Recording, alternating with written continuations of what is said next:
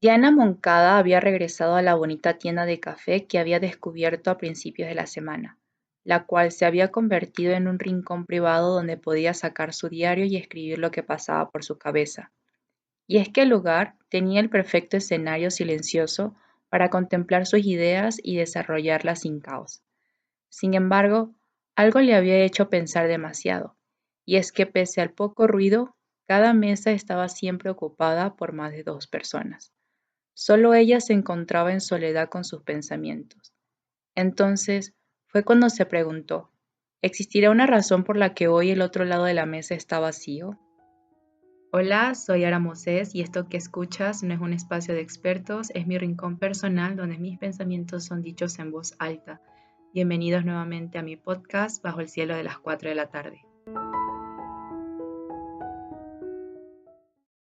No es bueno que el hombre esté solo, dice Génesis capítulo 2, versículo 18. Palabras que me han hecho pensar más de lo acostumbrado, no solo acerca de mi entorno, sino también de cómo he experimentado desde que he nacido hasta ahora la compañía de los demás. Sé y es oportuno aclarar que este versículo viene siendo el preludio para asentar las bases del matrimonio en Dios, pero hoy quiero abarcarlo desde una perspectiva un poco diferente, más ligada con la parte social de la persona, en donde la ciencia y la filosofía se unen para resaltar que el ser humano es un ser social por naturaleza y que desde su nacimiento depende de otros para sobrevivir, para aprender a hablar, para formarse y para desarrollar su propia identidad en comunidad. Y la intención de expandir esta visión tiene lugar por el hecho de que a principios de esta semana recordé esta frase, la cual me ha causado cierta incomodidad al darme cuenta de que mi actual realidad está caracterizada por la soledad de pareja, de amistades, o mejor dicho, de un círculo social donde pueda compartir mis angustias, mis temores y tener conversaciones que el alma necesita para desahogarse. Eso sí, en este apartado no involucro a la familia, solo la parte de los vínculos elegidos, aquellos que construimos desde la autonomía y que paradójicamente a veces se sienten más esquivos que los lazos de sangre. Y es que a pesar de haber crecido rodeada de personas, de haber aprendido a desenvolverme en el mundo y de cumplir las exigencias del día a día, me doy cuenta de que en ocasiones transito este camino de forma solitaria, sin una persona con la que pueda discutir las experiencias de la vida. Y esto me ha causado cierta impresión, por el hecho de que personas me han dicho también esta frase, no es bueno que estés sola.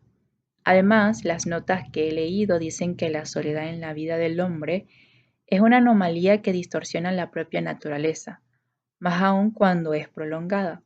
Y esto se debe a que el ser humano está biológica, psicológica y espiritualmente diseñado para el reflejo, lo que significa que nadie se conoce a sí mismo en el vacío, sino que toda persona necesita la mirada del otro para descubrir quién es y qué lleva dentro. Es decir, lo que estos estudios dicen es que a nivel biológico el sistema nervioso está conectado para la corregulación, donde dicho sistema alcanza la calma a través de la presencia, el tono de voz, la mirada o el contacto de otra persona. Por tanto, es cierto que el estrés crónico disminuye cuando se está en presencia de vínculos seguros y que por tanto la soledad prolongada mantiene el cuerpo en un estado de alerta constante que desgasta la salud física.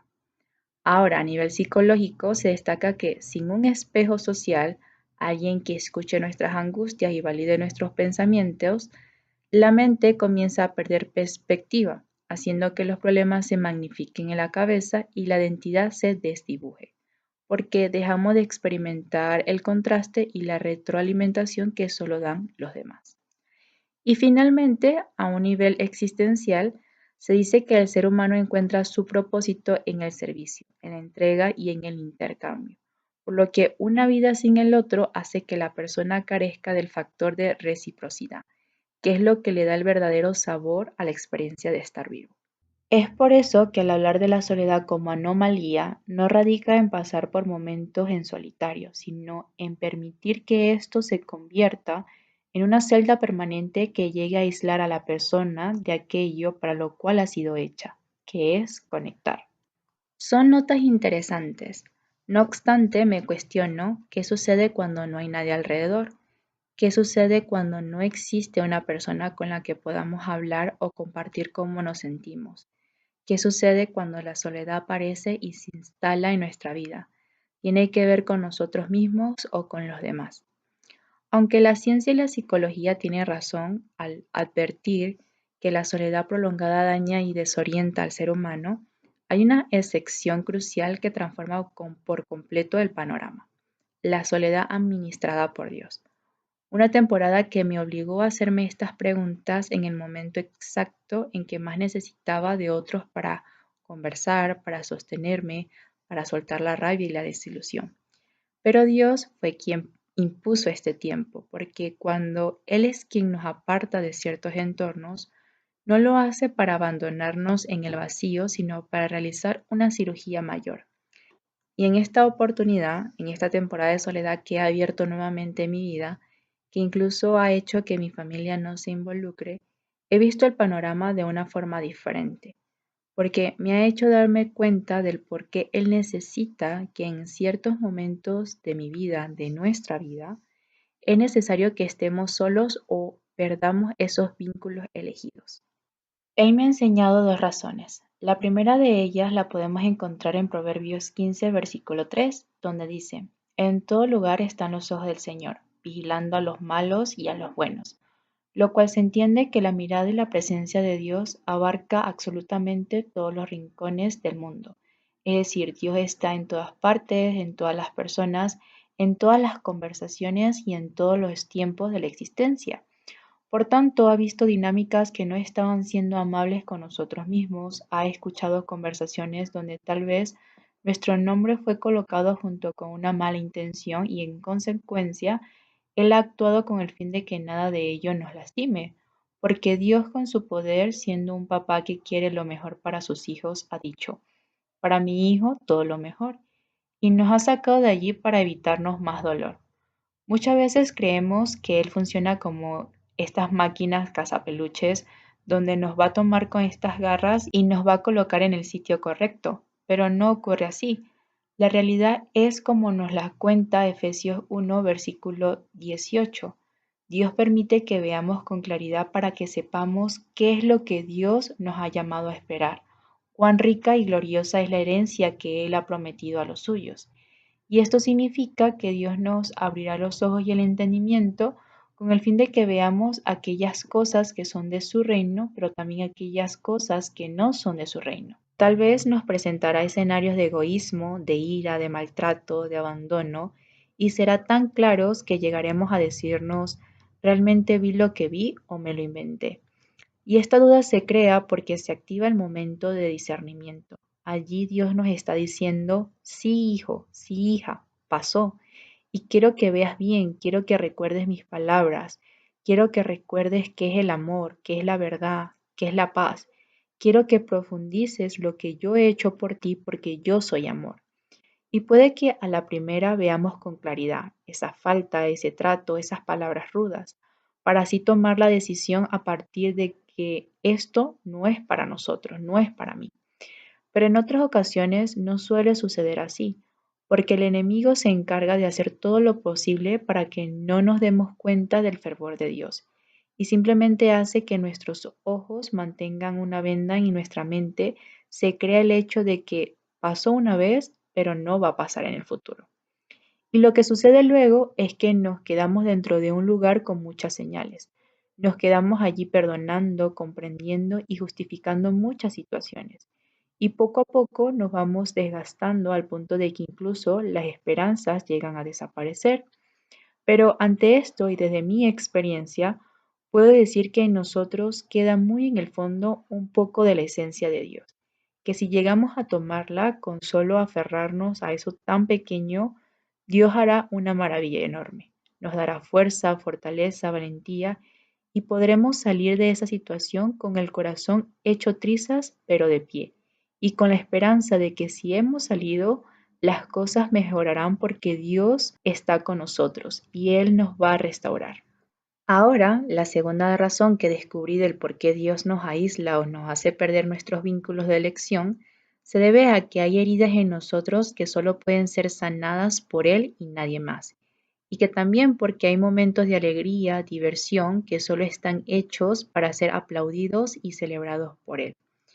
Y al pensarlo con detalle, tiene lógica, por el hecho de que muchas veces ante una mala situación pedimos que alguien nos sostenga, nos abrace y nos dé su hombro para llorar, porque somos seres sociales que necesitamos de los demás.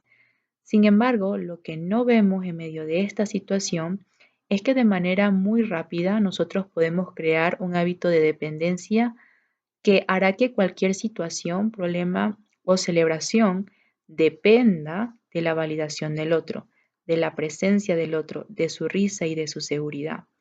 Y Dios solo llama a ser exclusivamente dependientes de Él. Y esto lo podemos confirmar en el Salmo 62, versículo 5, donde dice, solo en Dios mi alma encuentra descanso, solo de Él espero la salvación.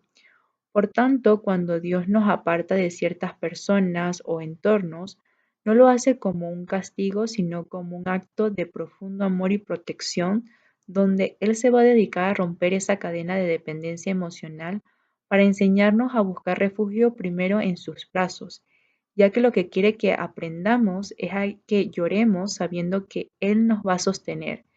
Quiere que aprendamos a reír sabiendo que Él celebra con nosotros y así vamos a encontrar nuestra verdadera identidad y seguridad en su presencia incondicional antes de compartir nuestra vida con los demás de una manera sana y libre. Así pues, con estas dos razones descubiertas, lo que trato de decir es que veamos la frase no es bueno que el hombre esté solo de una forma un poco diferente, entendiendo que sí, no es bueno que estemos solos, pero tampoco es bueno que estemos rodeados de personas que nos lastiman, nos invalidan o nos traten de cambiar para encajar, que no es bueno que estemos en lugares donde no hay escucha, aceptación, comprensión, respeto o siquiera un poco de las virtudes del Espíritu Santo. En cambio, lo que sí es bueno es que tengamos compañía, que estemos acompañados de Dios en su gloria, protegidos de su gracia y rodeados de las personas que demuestren las virtudes del Espíritu mientras hablan maravillas acerca de Dios. Sin embargo, pienso, con la madurez obtenida a través de todas estas experiencias, que van a aparecer situaciones difíciles y dolorosas como estas en nuestra vida, ya sea con amigos, con personas o con parejas, solo que en lugar de verlo como algo terrible, deberíamos empezar a verlo como un momento importante para ejercitar todo lo que hemos aprendido de Dios, para dar gracias por el aprendizaje y para avanzar sabiendo que nuestros próximos amigos o parejas serán escogidos a través de la sabiduría que Dios nos ha dado a partir de estas situaciones. De esta manera, quise abarcar un poco la soledad impuesta por Dios, no como un final definitivo, sino como un paréntesis sagrado, donde Él aparece para protegernos, para cuidarnos y para reparar nuestras piezas rotas sin la interferencia de voces ajenas. Y es que cuando Él nos aísla, nos está regalando el silencio necesario para escuchar su voz por encima de todas las demás. Nos está enseñando que aunque fuimos hechos para conectar con otros, nuestra raíz debe estar firmemente plantada en Él para que cuando volvamos a abrir nuestras puertas a esas nuevas amistades o parejas, lo hagamos desde la libertad de quien ya no busca ser salvado, sino de quien comparte el amor desbordante que Dios ya le ha dado. Como dice Sofonías 3, versículo 17. El Señor tu Dios está en medio de ti, Él es un guerrero victorioso, se alegrará de amor por ti y con cánticos se regocijará por ti. Gracias por compartir este ratito conmigo y con él. Espero que Dios te acompañe esta semana tanto como me acompañó a mí para grabar estas palabras. Espero que te haya gustado y si es así me gustaría saberlo en los comentarios. Que Dios te bendiga y nos vemos en un nuevo episodio.